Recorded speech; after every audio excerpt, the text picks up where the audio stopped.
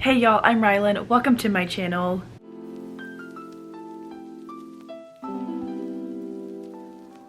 I've been seeing this book tag go around Booktube for the past couple of weeks now, and I've decided that it is time that I also take part in it because I do have some big plans for the last month of 2024, and I feel like this book tag would be a very great place to kind of talk about those goals and my reading aims that I have, I guess, in terms of what books I want to read to finish out the year.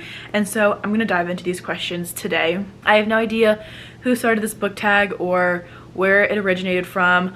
I feel like this is probably one that's been going around Booktube at this time of year every year for the past several years, but it's very popular right now, and I'm going to take a stab at the questions that may or may not be in the right order. Technically, I don't know if there is a right order, but I just kind of wrote down the questions and answered them, so we're just gonna go in the order that I wrote them down in, and it'll be a great time. But the first question is, are there any books you're currently reading that you need to finish by the end of the year? I am just currently reading a couple of books that I very recently started. I don't have anything on my current reads shelf that I've been reading for several months. The only book that could have been on this list would have been the second book in the Crescent City series, but I ended up DNFing that, soft DNFing it a couple of months ago because I just had not picked it up in like 4 months, and we'll probably try again with that book at some point, but that's the only one that I've really DNF'd that could potentially be on this list because it was just sitting half read for months and months and months. But otherwise, no current reads that I really need to finish except for what I'm currently reading, but those are all books that I'm already over halfway through and plan to finish up in the next couple of days. The second question is, do you have an autumnal book recommendation to transition into the end of the year? This question is kind of tricky for me because I'm somebody who reads whatever I want whenever I want to read it. I don't really read by season necessarily. Yes, I like to read thrillers, especially in the fall, but I also read them all year round. So I had to think about this question, but I actually have 2 recommendations for y'all. The first one is Haunted Ever After by Jen DeLuca. Yes, this book takes place in Florida. Yes, there's a beach in this background, but you get a very cozy mystery in this one, but also a very slow burn romance. And for some reason, those 2 things combined just kind of made for a very like warm and sweet book that I feel could be perfect for fall, for autumn, for transitioning seasons, especially having just come out of kind of like spooky season, I guess.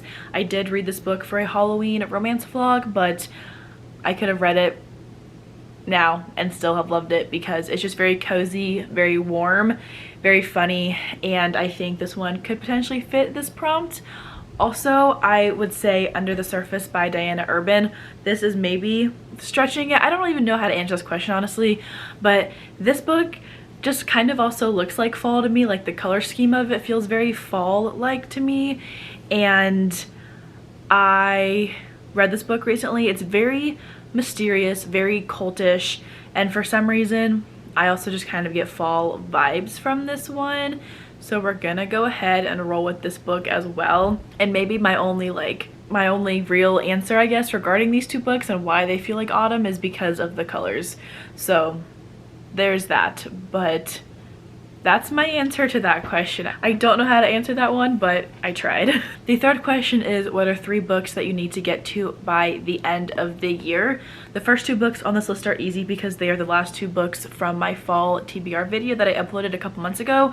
The first is Incidents Around the House by Josh Malerman. This is a horror book that I've been hearing great things about, and I very much need to get to it still because 1, I want to, 2, it's on that TBR video, and 3, I don't know, I don't have a third reason, I guess, but I need to get to this one before the end of the year. The final book from that TBR video that I have not read yet is The Wren in the Holly Library by K.A. Lind. This is a romantasy book, enemies to lovers. That's all I know about it really, but this was an ARC that I got from the publisher, so I have a physical copy at my boyfriend's apartment that I need to grab, but I really need to read this one because I'm very behind in reading it. But also I really want to read another romantasy book by the end of this year because I recently read Phantasma and loved it, so want to get to this one. And then the final book that I need to get to by the end of this year is The Eyes Are the Best Part. This is a literary fiction horror novel, I believe.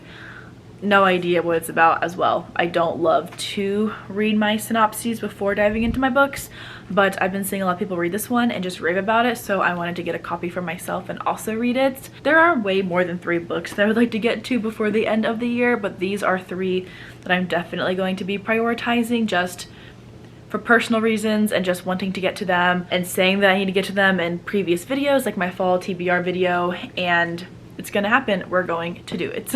The 4th question is, are there any books that you think could surprise you and still become 2024 favorites? And I've got 3. The first one is The Last Word by Taylor Adams.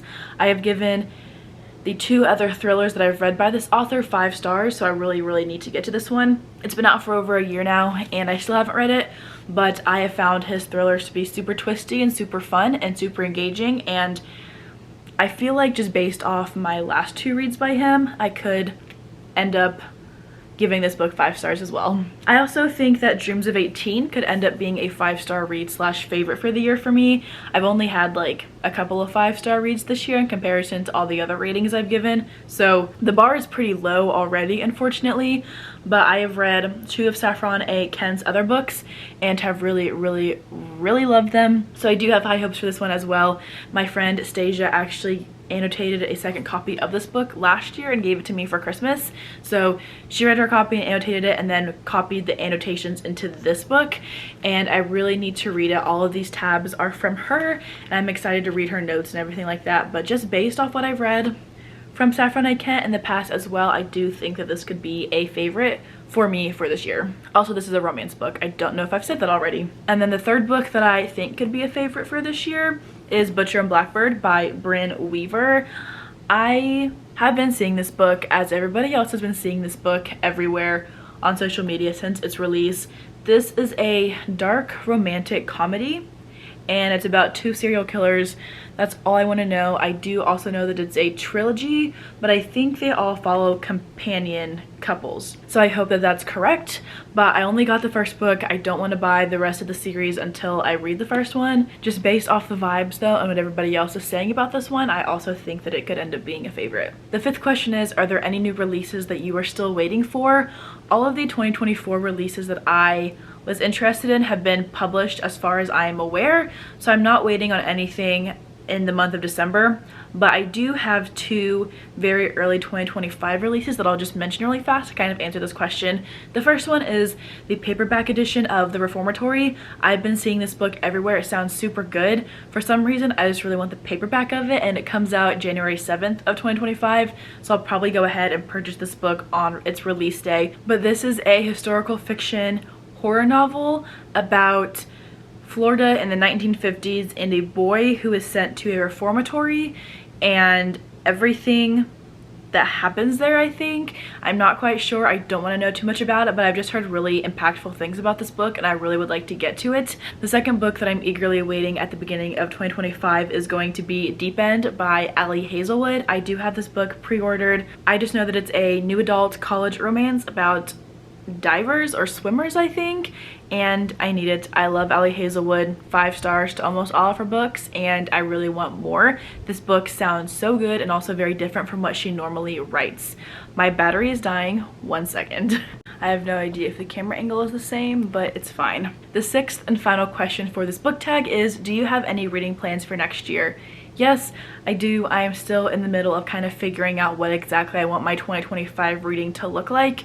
My really big goal for next year is to focus heavily on my physical TBR. I did actually end up making a TBR box, I guess, a couple of nights ago. I typed out a list of every single unread book on my shelves and have cut them out and put them into that box, and I'll start using that in the new year to kind of dwindle down my physical TBR. It actually was not as bad as I anticipated, which is great, but I do need to make a lot of progress on that because there are quite a bit of books on my shelves that I still have not read.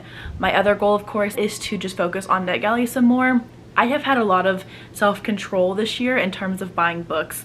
The first couple months I bought books pretty steadily, but nothing super crazy. But for the past several months I have rarely purchased any books outside of book subscriptions, which I don't have a ton of anymore. I think I've purchased 3 books from a Target haul and 1 book on Amazon, but otherwise I haven't really been buying books, which is great. So I'm hoping that by keeping that up in the new year, I can kind of focus on my physical TBR and not add books to my shelves at the same pace that I'm reading them, so everything kind of like counterbalances. My goal is to just kind of focus on my physical TBR and to bring these numbers down big time.